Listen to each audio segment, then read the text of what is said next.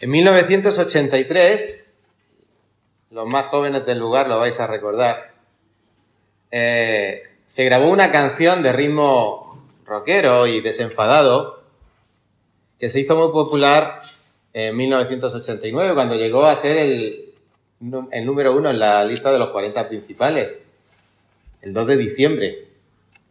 Y era una canción que se llamaba Quiero un camión. Ahí ya hay alguna sonrisilla. Quiero un camión. La cantaban los Guillos y los Trogloditas a dúo con Alaska. Yo no me acordaba, pero sí, resulta que también la famosa Alaska cantaba esa canción. Y básicamente decía: yo para ser feliz quiero un camión. Llevar el pecho tatuado, en camiseta mascar tabaco, yo para ser feliz quiero un camión, yo para ser feliz quiero un camión. Y así durante 2 minutos y medio. Esa es la versión de estudio, que si te pones y buscas, cuando estaban en el escenario, pues podía llegar hasta los 4 minutos y medio con eso, nada más. Y yo escuchando esta semana ese tema, porque me vino a la memoria y me preguntaba, digo, ¿te has preguntado alguna vez qué necesitas para ser feliz? Eso es importante, porque puede ser que lo tengas tan claro y crees firmemente que aquello a lo que aspiras te puede hacer feliz si lo consigues o cuando lo consigas. Pero puede ser también que no estés tan seguro y que supones que si pones todo el empeño y finalmente consigues aquello por lo que te estás esforzando, es posible que puedas llegar a ser feliz. Porque tan a menudo pensamos, los seres humanos, que con algo que tengamos concreto en la cabeza podemos llegar a ser feliz. Pero es que el problema es que no conocemos el secreto de la felicidad. Y los que somos padres lo conocemos muy bien. Porque hay una cosa que nos quita muy a menudo la felicidad en el hogar. Y no es otra que el conflicto que surge entre padres e hijos cuando los hijos son desobedientes. No hay nada que nos quite más la felicidad. Y a ellos mismos, porque cuanto más cabezones se ponen, peor, porque solo consiguen enfadar a papá, a mamá y crear un mal ambiente. Así que tan a menudo haz esto o aquello y tenemos, por un lado, el no hay respuesta. Por otro lado, no quiero. Por otro lado, espera. Por otro lado, buf. Hasta que finalmente sube el tono de ambos lados y la felicidad, buf, desaparece. Con lo felices que seríamos si hubiera obediencia. Así que en esta mañana os invito a ir al Salmo 119 que comenzamos hace un par de meses y vimos los 3 primeros versículos, pero vamos a leer otra vez los versículos del 1 al 9. Salmo 119, versículos del 1 al 9. Y dice la palabra del Señor: bienaventurados los perfectos de camino, los que andan en la ley de Jehová. Bienaventurados los que guardan sus testimonios y con todo el corazón le buscan, pues no hacen iniquidad los que andan en sus caminos. Tú encargaste, versículo 4, que sean muy guardados tus mandamientos. Ojalá fuesen ordenados mis caminos para guardar tus estatutos. Entonces no sería yo avergonzado cuando atendiese a todos tus mandamientos. Te alabaré con rectitud de corazón cuando aprendiere tus justos juicios. Tus estatutos guardaré, no me dejes enteramente. Y en estos versículos del 4 al 8 que vamos a ver hoy, vamos a ver 4 cosas que debes saber en cuanto a la obediencia para ser feliz. 4 cosas que debes saber para ser feliz. Y para lo que necesitamos recordar que hablamos hace un par de meses y aquellos que no estuvisteis, pues básicamente en los 3 primeros versículos estuvimos viendo ¿Cuál era el secreto de la felicidad? Y no es tratar de resultar pretencioso, sino qué es lo que dice la palabra al respecto. Y lo que nos dice en los versículos, en el primer versículo y en el segundo, los encabezados es: bienaventurados los perfectos de camino, y el versículo 2, bienaventurados los que guardan sus testimonios. ¿Qué quiere decir? Que realmente existen personas felices, porque eso es lo que quiere decir la palabra bienaventurado, feliz. Es decir, que lo primero que nos dice la palabra de Dios es que sí, realmente existen personas felices. Mirad lo que dice el Salmo 32, 1 y 2. Cuán bienaventurado, qué feliz es aquel cuya transgresión ha sido perdonada, cuyo pecado es cubierto. Cuán bienaventurado, qué feliz es el hombre a quien el Señor no culpa de iniquidad y en cuyo espíritu no hay engaño. Y dice el Salmo 34, versículo 8, probad y ved que es bueno el Señor. Cuán bienaventurado, qué feliz es el hombre que en él se refugia. Así que aquel al que Dios no inculpa de pecado porque le ha perdonado su pecado, y aquel que se puede refugiar, que tiene el privilegio de refugiarse en la presencia de Dios, ese dice la Biblia que es feliz. Pero también vimos que esas personas que son felices tienen que, o lucen, se nota que son felices. No es que lo sea para uno, para el interior, qué feliz soy y nadie lo nota. También se nota que son felices. Y eso lo veíamos en la segunda parte del versículo 1 y en la segunda parte del versículo 2. Bienaventurados los perfectos de camino, los que andan en la ley del Señor y aquellos que con todo el corazón le buscan. Esos son los que se demuestran que son felices. Una persona feliz, bíblicamente hablando, es aquella que manifiesta en su estilo de vida que cuida de la palabra del Señor,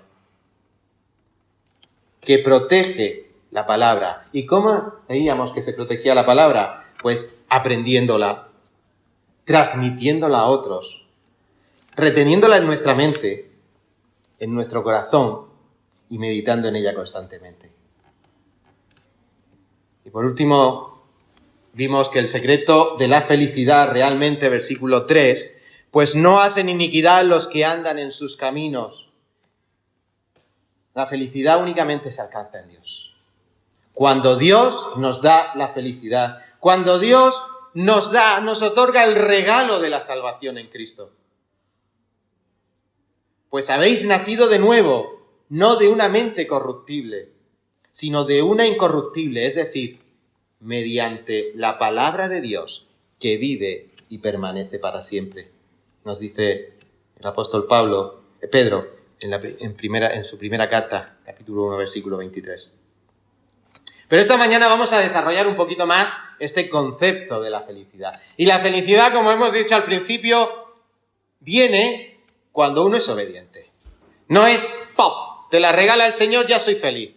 Antes no lo era y de pronto ya lo soy. La felicidad, nos dice la Escritura, que está cuando uno es obediente a lo que Dios demanda. Cuando uno es obediente y cumple con el diseño que Dios tiene para el ser humano. Así que vamos a ver en esta mañana 4 maneras para que sepas 4 formas en las que uno es feliz. Y debe ser feliz cuando, vamos a ver en el versículo 4, que debes saber que para ser feliz lo primero que es saber qué tienes que obedecer. Debes saber qué obedecer. Eso es importante, porque si nuestros hijos obedecen a quien no deben, no están haciéndolo bien. Pueden ser muy obedientes, pero si obedecen a una mala influencia, a alguien que solo quiere su mal, no están obedeciendo bien. No van a ser felices. No vamos a tener ese concepto. Así que lo primero es saber a quién tienes que obedecer. En el versículo 4 dice: tú encargaste que sean muy guardados tus mandamientos. Y este versículo nos va a hablar de 2 cosas. En primer lugar, de a quién debemos obedecer. ¿A quién debemos obedecer? Y dice el versículo 4, tú encargaste. ¿Y ese tú a quién se refiere? A Dios. Tú encargaste. Y encargar no es decir, como hemos hecho antes con Nael, ve a la panadería y compra una barra de pan. No. Aquí la palabra original dice que literalmente quiere decir mandar, ordenar. Dios manda, Dios ordena. La idea es de un superior que da un mandato a un subalterno. Y aquí, en este caso, los subalternos somos nosotros. No somos nosotros los que mandan, somos los que recibimos la orden. Este verbo aparece unas 485 veces en el Antiguo Testamento. Pues ¿sabéis una cosa? La mayoría de las veces el sujeto de este verbo siempre es Dios. De esas 485 veces, una proporción muy grande es Dios quien manda. Es Dios quien ordena. Hermanos, a Dios no se le cuestiona. Y es lo que habitualmente hemos estado haciendo en nuestra vida antes de ser creyentes, o es lo que las personas en general hacen con respecto a Dios. Cuestionarlo. Si Dios siempre la condición no es decir, Dios tú manda que yo respondo, no, es si Dios, la condición, si Dios fuera esto, si Dios fuera lo otro, estamos condicionando, estamos constantemente cuestionando a Dios. Pero la Escritura nos dice que a Dios no se le cuestiona. Mirad lo que dice Isaías, capítulo 45, versículo 11. Así dice el Señor, el Santo de Israel, su formador. ¿Me pediréis cuenta de mis hijos? ¿Me daréis órdenes de la obra de mis manos? ¿Me estáis pidiendo cuentas? Estaba diciendo el Señor a través del profeta a su pueblo rebelde. ¿Es que me estáis pidiendo cuentas de lo que tengo yo que hacer? Porque sabéis una cosa, cuando Dios habla, y habló desde el principio en Génesis capítulo 1, versículo 3, sea la luz que dice, fue. Porque cuando Dios habla, las cosas ocurren por el poder de su palabra. Él manda y todo lo que manda acontece, porque su palabra es poderosa. Porque Él dijo y fue hecho. Él mandó y existió, dice el Salmo 33:9. 33:9. ¿A quién hay que obedecer? A Dios, que es el que manda a través de su palabra. Entonces, si ya sabemos a quién hay que obedecer para ser feliz, ¿qué es lo que hay que obedecer? Y dice la segunda parte de este versículo, tú encargaste que sean muy guardados tus mandamientos. Que sean guardados tus mandamientos. En otras traducciones se dicen tus preceptos. En cualquier caso, el original dice que se refiere a las normas personales que el ser humano tiene que obedecer. Normas personales. Aquí no es decir todo el mundo junto. No, aquí está refiriéndose a los mandamientos que cada uno en particular se refiere. ¿Y cuáles son esos mandamientos? Pues esta misma palabra se utiliza en Deuteronomio 4:13, refiriéndose a cuando Dios les dio ordenanzas justas y leyes verdaderas, estatutos y mandamientos buenos. Por un lado nos está diciendo, estas leyes que yo les di, y se refiere a los 10 mandamientos principalmente,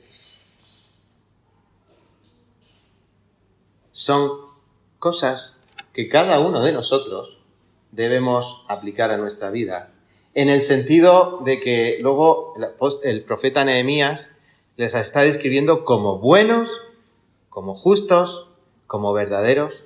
Qué gusto si pudiéramos decir de nuestras leyes que todas son buenas, que todas son justas, que todas son verdaderas, en un mundo y en una sociedad y en una España donde vemos que las leyes se están corrompiendo y se están autorizando cosas que en cualquier otro lugar o en cualquier otro tiempo hubiéramos dicho, pero si es de locos. Pues en cambio, Dios, que es el que manda, tiene este tipo de cosas para nosotros. O podríamos decir, aunque esta sociedad se está dislocando, que deshonrar a los padres es una ley justa. Por eso Dios tuvo que decir, honra al padre y a la madre. O podemos decir que es justo el homicidio. Por eso Dios tuvo que legislar contra el homicidio, la vida es sagrada. Vive como quieras, con quien quieras, la infidelidad. Y Dios tuvo que legislar a favor de la fidelidad y en contra del adulterio. Roba, si todo el mundo lo hace. Y Dios dijo simplemente, no robarás, no hurtarás, no codiciarás, no mentirás. ¿Son cosas malas estas? Esto es lo que Dios ordena, lo que Dios mandaba. Pero ya tenemos claro que los seres humanos fallamos en todo esto, completamente. En esto que son las leyes básicas, buenas que el Señor había dado, fallamos. ¿Quién puede levantar la mano y decir, yo en eso no me pilla nadie? En todos nos pilla, en la vida diaria. Lo que nos parece que no es un hurto es porque todo el mundo lo hace. Todos llegamos a esta serie de cosas. Así que, ¿a quién tenemos que obedecer? ¿Y el qué tenemos que obedecer? Queda claro, queda registrado. Y esto da felicidad. Y la desobediencia produce justo lo contrario. Hemos visto que debemos saber qué se debe de obedecer. Pero en segundo lugar, debemos querer obedecer. Versículo 5. No solo es saber, es querer hacer eso. Y dice el versículo 5, ojalá fuesen ordenados mis caminos para guardar tus estatutos. Ojalá fuesen ordenados mis caminos. Y aquí el salmista está apelando al deseo que tiene personal de modificar su estilo de vida. Camino, vimos que va relacionado con el estilo de vida que uno tiene. Y el salmista estaba reclamando que necesitaba la ayuda para modificar ese estilo de vida para poder obedecer. Eso quiere decir que él quería obedecer. No, aquel que está contento con su estilo de vida nunca va a decir, dice, bueno, yo sé lo que puede estar bien o estar mal, pero yo estoy bien con cómo vivo. Aquí el salmista estaba diciendo, no solo sé cuál es la voluntad del Señor que tengo que obedecer, si es que además quiero obedecerla. Y por eso decía, ojalá sean mis caminos ordenados. Él deseaba. ¿Qué cambiarías en tu vida? ¿De qué te desharías de tu vida para poder obedecer? Pero el salmista no está ahí apelando a quitarse cualquier cosa que le estorbe. Él tiene claro que se desharía de lo que le estorba para guardar tus estatutos. Ojalá mis caminos fueran ordenados para guardar. Y otra vez aquí guardar tiene que ver no con coger la Biblia y metérsela en el bolsillo o dejarla en la estantería y de vez en cuando quitarle el polvo del lomo. Para guardar incluye para proteger las Escrituras en este caso, para prestar atención, para atenderlas y para retenerlas. Todo eso es lo que incluye el guardar. Algo que valoro, algo que estoy prestándole atención, que le estoy atendiendo, algo que lo estoy reteniendo, estoy haciendo el esfuerzo para que todo eso vaya de mi mente al corazón. Es lo que dice en el versículo 2, con todo el corazón le buscan. Con todo el corazón le buscan, algo que surge de dentro. Dice Hebreos capítulo 12, versículo 1. Por tanto, nosotros también, teniendo en derredor tan grande nube de testigos, despojémonos de todo peso y del pecado que nos asedia. El escritor de Hebreos era consciente que había cosas que le estorbaban para poder avanzar en la carrera. Y es el mismo sentimiento que está teniendo aquí el salmista. Ojalá fuesen ordenados mis caminos. Tienes el deseo, pues ahora hay que actuar y quitar lo que estorba. y quitar lo que estorba. Y es lo que dice aquí el escritor a los Hebreos. Despojémonos de todo peso y del pecado que nos asedia. Y entonces corramos con paciencia la carrera que tenemos por delante. Y como veíamos estas semanas atrás, el corredor, que ¿dónde tiene que poner la vista? En la meta. Detrás no, detrás solo van a pillarte. Solo, ¿cómo tiene que ir? El que va corriendo hacia la meta, ¿dónde tiene que poner los ojos? En la meta. Y por eso dice, puestos los ojos en Jesús, autor y consumador de la fe. Por eso, no solo es saber a quién y qué es lo que tenemos que obedecer, es también querer obedecer.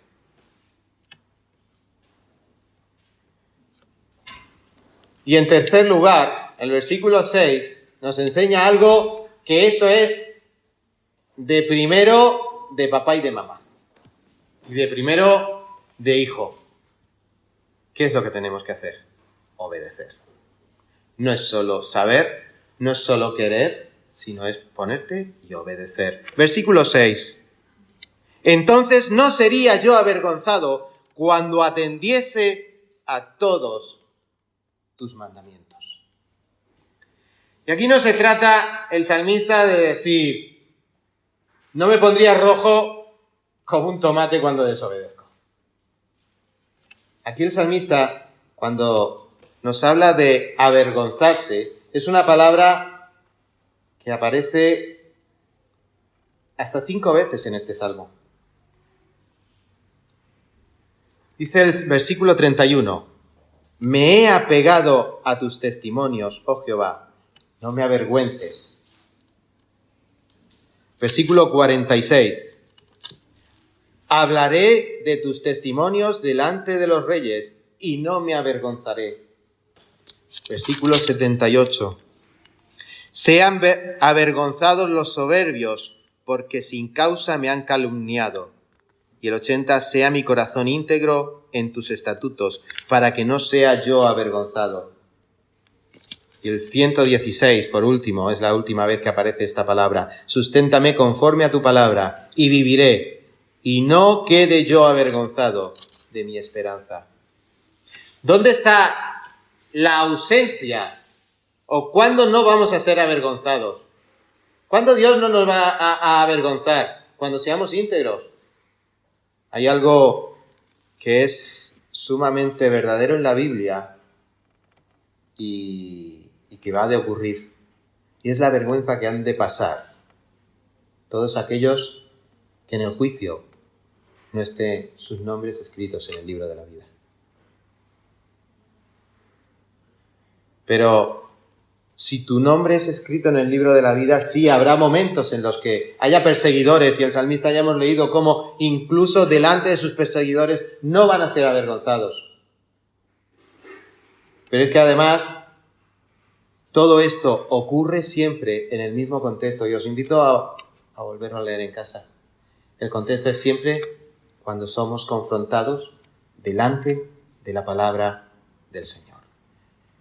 Yo os digo, avergonzarse no es ponerse rojo como la grana, como cuando nos ponen en evidencia. Aquí se refiere a no tener desaliento, a llegar a estar en confusión. Eso es la vergüenza de la que está hablando aquí el salmista. No llegar a tener desaliento, no estar en confusión, no ser avergonzado, no tener sentimientos de ansiedad y de angustia. Y esto no quiere decir que no podamos tener ansiedad o angustia en la vida, pero como nos prometió el Señor Jesucristo en el Evangelio. No podemos estar constantemente afanados, ansiosos. ¿Por qué? Porque Él está con nosotros. Él cuida de nosotros. Y esta es la relación que el salmista está diciendo. Si yo estoy contigo, no seré avergonzado.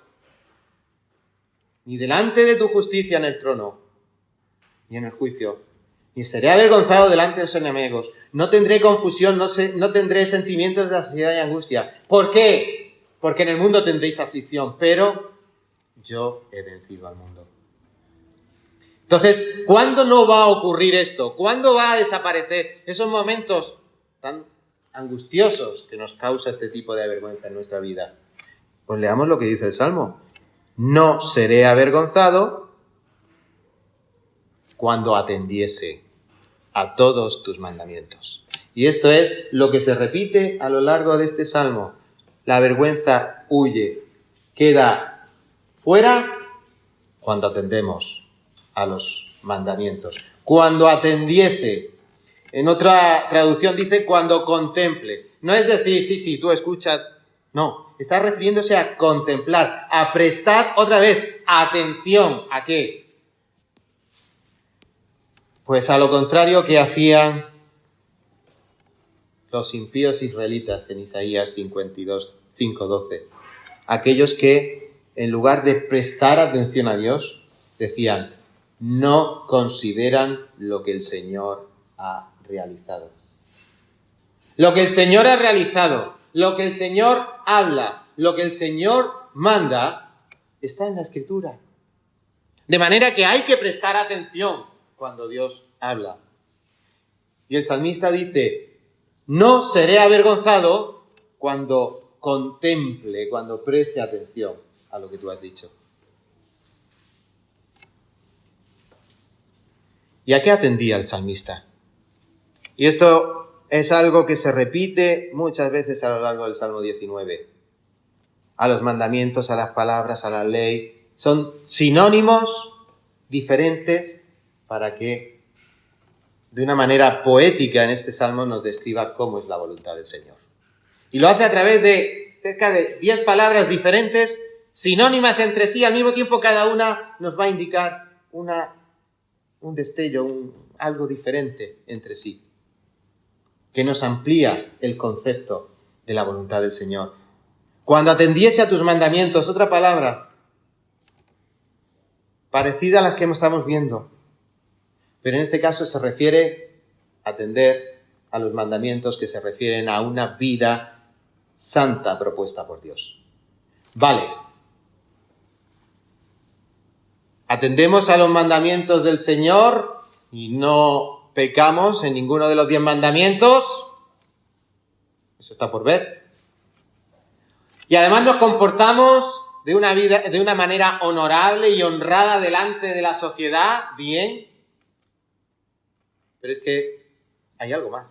Es que los mandamientos del Señor van más al nivel personal y al nivel social. Nuestra relación con el Señor está rota a causa del pecado. Por eso Él también tiene mandamientos que van precisamente a indicarnos cómo tiene que ser nuestra vida delante de Él. Y a estos mandamientos se refiere precisamente el salmista. Sabe que hay que portarse bien interiormente y tener un comportamiento en el que la honradez esté en lo personal y en lo social. Sí, pero ¿y con el de arriba? ¿Cómo es nuestro comportamiento con el Señor? ¿Cómo piensas que nos ve el Señor? Pues nos ve de una manera muy sencilla, y es pecadores. Pecadores que necesitamos de una solución que solo Él puede dar. Tenemos que reconocer que somos incapaces de llevar un estilo de vida exento de conflictos personales y de conflictos a nuestro alrededor con otras personas. Porque la raíz de nuestra confusión, la raíz de nuestra vergüenza, la raíz de nuestra ansiedad, la raíz de nuestra angustia que podemos tener todos, está en nuestro pecado de desobediencia. De ahí que la felicidad viene de obedecer.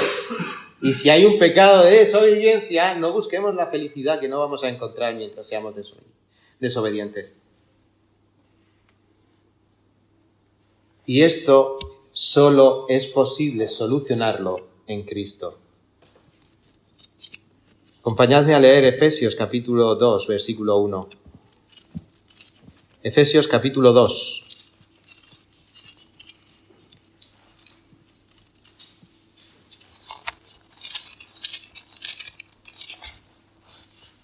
Y Él Os dio vida a vosotros cuando estabais muertos en vuestros delitos y pecados, en los cuales anduvisteis en otro tiempo, siguiendo la corriente de este mundo, conforme al príncipe de la potestad del aire, el espíritu que ahora mora en los hijos de desobediencia, entre los cuales también todos nosotros vivimos en otro tiempo en los deseos de nuestra carne, haciendo la voluntad de la carne y de los pensamientos, y éramos por naturaleza hijos de ira, lo mismo que los demás.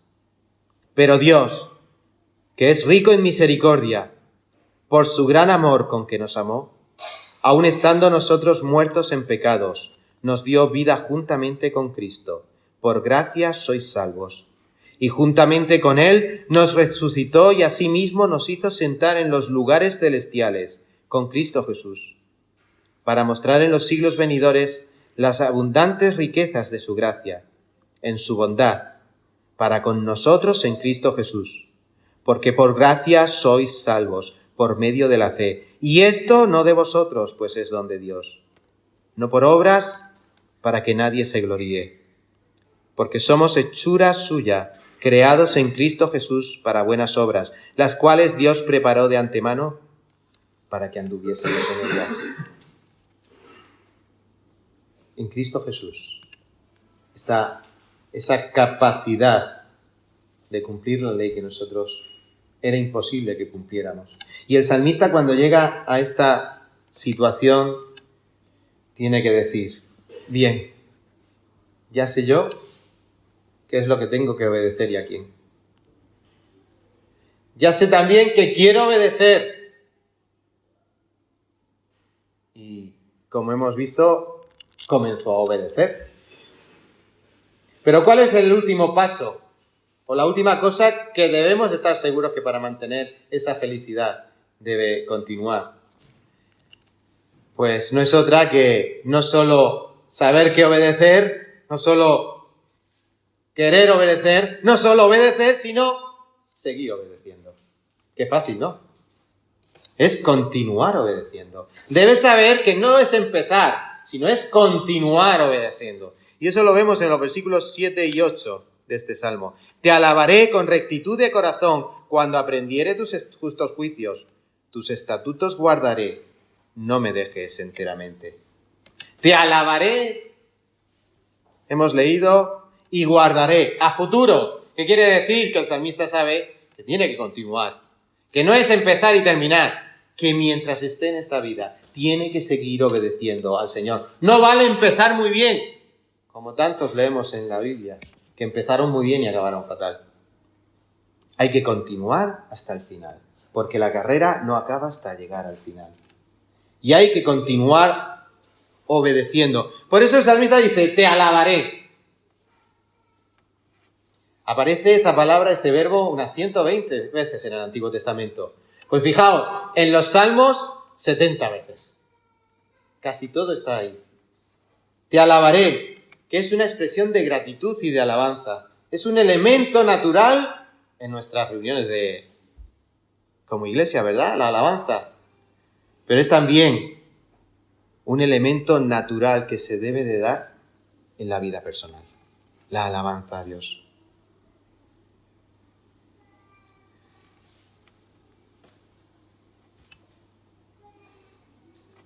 Si quieres conocer cuál es tu estado de relación personal con Dios, mira cuánto tiempo pasas alabando a Dios en tu vida personal.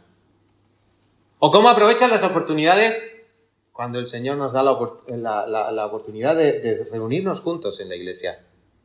La alabanza. Ese es el barómetro, ese es el termómetro que nos va a decir cómo está nuestra relación de obediencia con Dios. Porque como decíamos antes, a Dios le vamos a pedir siempre excusas, estamos siempre quejándonos. Es uno de los problemas también que nos quita mucho la felicidad en casa, ¿verdad? Cuando hay queja. Y siempre la naricilla torcida y jo. A veces puede que nos esté ocurriendo esto con nuestra relación personal con Dios. Tú eres el culpable, o ¿por qué me estás haciendo esto? O ¿por qué me está ocurriendo esto? Cuando el Señor nos dice que una manera de obedecer es a través de la alabanza. Y una manera de manifestar esa obediencia es a través de la alabanza. Y el salmista dice, alabaré. ¿Pero cuándo alabarás? ¿Cuando te encuentres bien? ¿Y el día que te levantes con el pie izquierdo por el lado izquierdo de la cama? Yo me tendría que levantar todos los días mal, porque me levanto siempre por el lado izquierdo y con el pie izquierdo, el primero que pongo en la cama, en el suelo. No se trata de nuestras circunstancias. Te alabaré otra vez. ¿Cuándo? Cuando aprendiere tus justos juicios. ¿Veis? Siempre va en relación a la comunicación que Dios tiene con nosotros y cómo atendemos esa comunicación. Y esa comunicación la tenemos constantemente abierta a través de su palabra y a través de la oración. Cuando aprendiere tus justos juicios. Y este verbo, cada vez que se utiliza en la Biblia, aprender, nuestra traducción en español aprender, pero este verbo en hebreo original, cada vez que en la Biblia se utiliza ese verbo hebreo original, tiene que ver con aprender las leyes divinas. Podemos aprender muchas asignaturas en nuestra vida. Asignaturas escolares, extraescolares, o de las que aprendes en la vida sin necesidad de ir a ningún centro formal.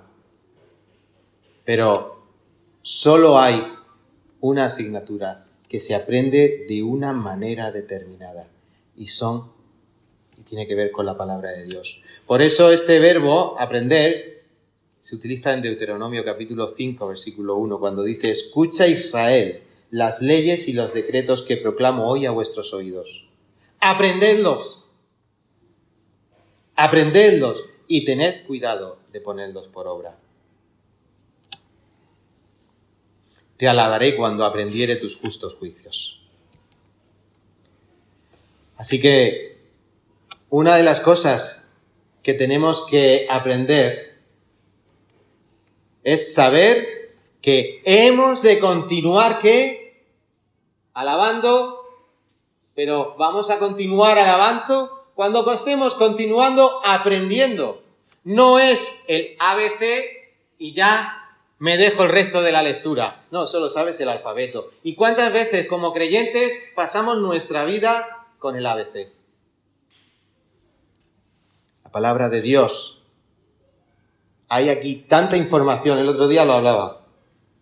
Y hay que ver que uno de los problemas que tenemos es siempre estar diciendo ¿y por qué esto? ¿Y por qué esto? ¿Y por qué esto? Vamos a parar un poco nuestra inquietud de decir ¿y por qué? ¿Y por qué? ¿Y por qué? Porque desde luego aquí hay tanta revelación que si estuviéramos más pendientes de escudriñar las Escrituras y de aprender más de ellas, seguramente que, aunque seamos de naturaleza curiosa, habría cosas que diríamos: no voy a seguir preguntándome lo que no está revelado cuando estoy ignorando lo que Dios ha revelado. Por eso es el estar siempre aprendiendo a los pies del Maestro. Eso es lo que hacían los discípulos del Señor. Estar siempre a los pies del Maestro. Y las dudas que no estén aquí son lícitas planteárselas, pero vamos a buscar las respuestas claras. Porque el problema es que tantas veces nos olvidamos de lo que está claro o de seguir investigando en lo que está claro en la Escritura y nos perdemos el tiempo en debates y en cosas que solo van a satisfacer nuestra curiosidad, pero no cumplen la voluntad del Señor. Por eso, cuando aprendiere tus justos juicios. En segundo lugar, ya para terminar, nos dice el otro verbo en futuro: tus estatutos guardaré. Ahí está la obediencia. Hemos empezado con ¿qué es lo que debo de obedecer? Y el salmista acaba en este versículo 6, en este versículo 8, guardaré tus estatutos. Y hay una expresión al final del Salmo que me dice: no me dejes enteramente. Y durante mucho tiempo, al leer este Salmo, parece que era ahí una nota disruptiva. ¿Qué pasa? Que lo guardaré, pero no me dejes. Es una expresión que a mí me ha dejado perplejo hasta que, escudriñando un poquito más, estudiando un poquito más al respecto en estos días,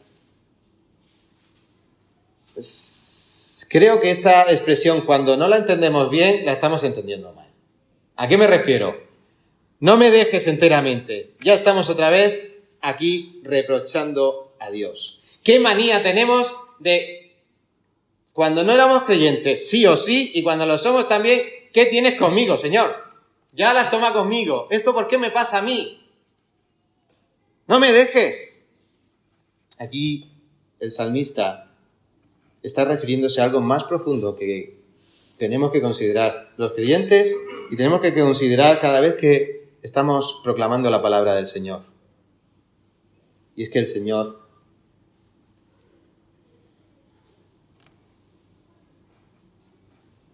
está ahí, no para que haga nuestra voluntad, sino para que nosotros dependamos de su voluntad. Nosotros no estamos aquí para exigirle al Señor, sino para, como está estableciendo aquí el salmista, Señor, guardaré tus estatutos, pero es que dependo de ti. Y esto es lo que quiere decir, no me dejes enteramente. Dependo de ti, Señor. Por más esfuerzos que haga, todo es dependencia tuya. Y volvemos al principio del Salmo, cuando el secreto de la felicidad en que estaba, en que sea el Señor el que extienda su mano de misericordia y que nos toque y que sea Él el que nos salve. El nuevo nacimiento viene de Él y el mantenerse bajo su amparo, en su refugio. Y el Señor está aquí, el Espíritu Santo hablando por el salmista, y el salmista está expresando su última frase diciendo, dependo de ti. No me dejes, Señor, dependo de ti. Dependo enteramente de ti.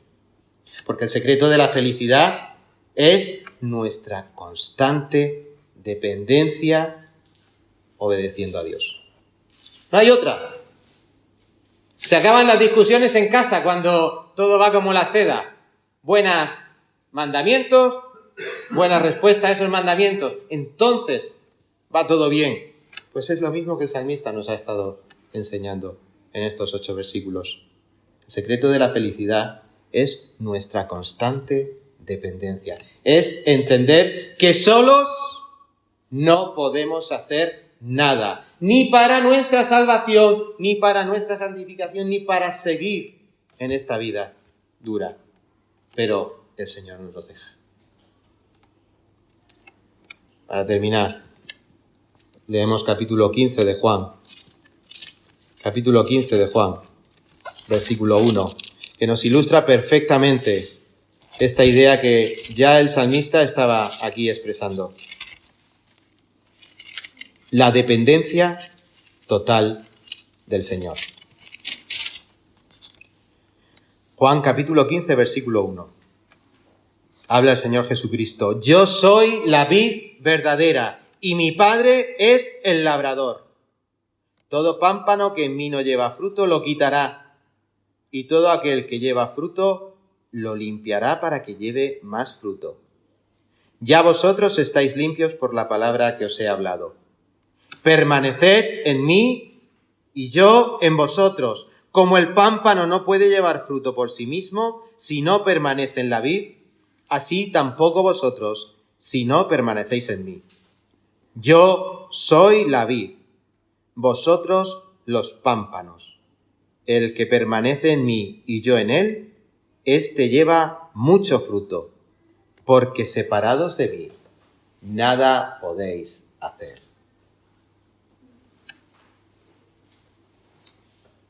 ¿Qué tipo de pámpano eres? Ahora, estos días hay que ir por los campos de aquí hacia la salida de la región de Murcia, y todo lo que es el valle, y a ambos lados de la autovía están los frutales. Y los frutales ahora, ¡plaf! Y con este invierno caluroso que estamos teniendo, ya se están adelantando las flores. ¿Qué hay que hacer con esos frutales? Pues en unos días lo que se llama coger el pajarito, la escalera esa de maderas y a clarear, empezar a quitar flores, porque si se dejan todas esas flores, el árbol se pone lleno de frutos, pero frutos menudos. Así que hay que aclarear para que el fruto sea de más calidad. Pero también está esa segunda parte. ¿Y qué pasa con la flor que se arranca? Pues se queda ahí, en el suelo, muerta. ¿Y qué pasa cuando se desgaja una rama de un árbol y se cae al suelo? Esa rama, solo hay que pasar por aquí un domingo y ver el olor a humo de los restos de podas. ¿Qué se hacen? Quemarlos. Y ahora, ¿qué soy yo delante del Señor? Una rama que está siendo tratada para llevar más fruto y que está dependiendo del Señor Jesucristo, que fue el que hizo posible que pudiéramos ser felices con nuestro nuevo nacimiento en Cristo. ¿O estoy dispuesto a seguir siendo esa rama que hace lo que quiere, pero que su fin solo es la condenación? La palabra del Señor es muy clara al respecto. Y hemos visto cómo la felicidad es posible para el ser humano, pero solo es cosa de Dios. ¿Y qué tenemos que hacer nosotros? Obedecer. Obedecer. Obedecer para aceptar por fe esa salvación que es en Cristo. Obedecer por fe para seguir escudriñando la Escritura, saber la voluntad del Señor y saber diferenciar cuándo no es la voluntad del Señor, que es mi voluntad. Y para eso, ¿qué es lo que hacía el salmista? Recurrir una y otra vez a saber que tenía que obedecer, yendo a la ley, queriendo obedecer, deseando obedecer, obedeciendo, y así lo iba a hacer durante toda su vida. Y seguiría obedeciendo y aprendiendo la palabra del Señor. Pues ese es el secreto de la felicidad. Y menos mal que no llegamos a la felicidad simplemente con tener un camión o un tractor. Porque desgraciadamente tanta gente piensa que con eso es suficiente, pero es que cuando te compras el coche no has llegado a nada. Y a otra cosa y otra cosa. Pero la felicidad que queda completamente cumplida solo la tenemos en Cristo, por medio de Cristo y porque el Dios y Padre le ha placido. Yo ahí no voy a poner pegas, pero es posible ser feliz. Y la felicidad solo la vamos a encontrar en Dios. Oramos. Gracias, Padre Santo, por tu palabra. Gracias, Señor, porque en ella encontramos tu voluntad y encontramos la historia de la redención solo a través de Cristo. Bendito sea tu nombre, Señor, que podemos escudriñar tu Escritura y con la ayuda de tu Santo Espíritu ser iluminados y llegar a la fe y luego esa fe continuar creciendo cuanto más nos acercamos a través de tu palabra a tu voluntad. Por eso, Señor, te damos gracias por la Santa Biblia, por tu revelación hecha palabras para entender cualquiera de nosotros que hablamos un idioma, entender cuál es tu voluntad. Y no lo has hecho por cosas extrañas, lo haces a través de un libro, que es lo más accesible que tiene toda persona con un mínimo de instrucción. Y te damos las gracias porque los que estamos aquí tenemos ese mínimo de instrucción. Y tenemos también tu misericordia y tu gracia para poder atenderla. Te pedimos, Señor, que a través de tu palabra, los que estamos aquí, todos podamos alabarte ahora y por toda la eternidad. En el nombre de nuestro Señor Jesucristo te alabamos. Amén.